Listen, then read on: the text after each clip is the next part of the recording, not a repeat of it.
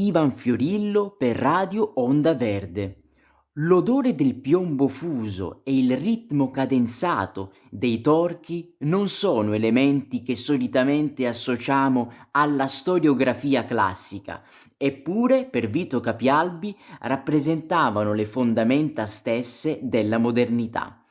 Quando nel 1835 decise di dare alle stampe le sue memorie delle tipografie calabresi, lo studioso vibonese compì un gesto di rottura rispetto alla tradizione.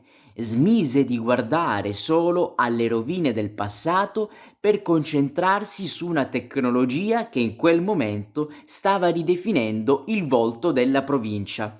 Monteleone, nelle pagine di questo trattato, smette di essere solo un luogo di memorie sacre e diventa un centro di produzione industriale del pensiero, un laboratorio dove la parola scritta acquisiva una forma fisica, elegante e soprattutto eterna.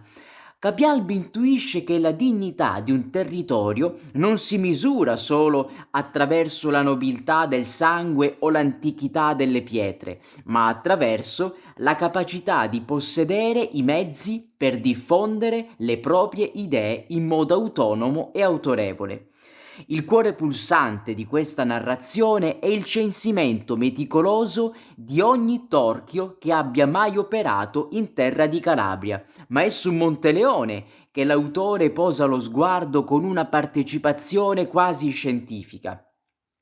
Egli descrive con ammirazione la nascita della tipografia del seminario vescovile e l'attività pionieristica dei fratelli Messina, vedendo in queste officine non semplici botteghe artigiane, ma veri presidi di civiltà. Nelle memorie del 1835 la stampa è una conquista faticosa che richiede maestranze istruite, correttori di bozze implacabili e una visione imprenditoriale che sapesse sfidare l'egemonia delle grandi stamperie napoletane. Capialbi si addentra nei dettagli tecnici, analizza la qualità dei caratteri e la nitidezza delle incisioni, dimostrando che la qualità di un libro prodotto a Monteleone era il frutto di un'ambizione che non accettava compromessi. Per lo studioso un frontespizio ben curato era un biglietto da visita per l'intera comunità, la prova tangibile che la provincia poteva competere con la capitale in termini di rigore editoriale. Questa prospettiva ribalta l'immagine della Calabria come terra isolata. Attraverso il lavoro di Capialbi scopriamo una rete fitta di scambi culturali, dove i volumi impressi a Monteleone viaggiavano verso le biblioteche più prestigiose, portando con sé il prestigio della città. Lo studioso evidenzia come la presenza di un'attività tipografica d'eccellenza avesse creato un circolo virtuoso, attirando intellettuali e scienziati che vedevano nella città il luogo ideale dove dare forma alle proprie fatiche letterarie. Non è solo una storia di macchine, ma una storia di uomini che hanno creduto nella forza della stampa.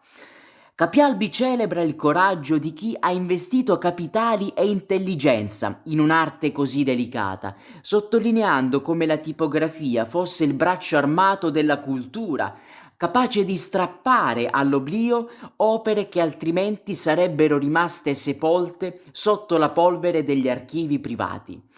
Il merito di Capialbi è quello di aver trasformato la bibliografia in un racconto di orgoglio civico. Egli non si limita a elencare titoli, ma ricostruisce le vicende umane che stavano dietro ogni edizione, le fatiche della composizione e le difficoltà di reperimento di materie prime di qualità. Monteleone emerge come una città che ha saputo farsi industria del sapere, un centro dove l'istruzione non era solo un privilegio di pochi, ma una produzione costante destinata a durare nel tempo. Nelle memorie delle tipografie calabresi ogni volume descritto diventa un tassello di un mosaico più grande, quello di una città che ha saputo utilizzare la tecnologia per rivendicare il proprio ruolo di guida nel panorama intellettuale del Mezzogiorno. La tipografia è per l'autore la prova provata che Monteleone era una capitale dei fatti, oltre che delle idee.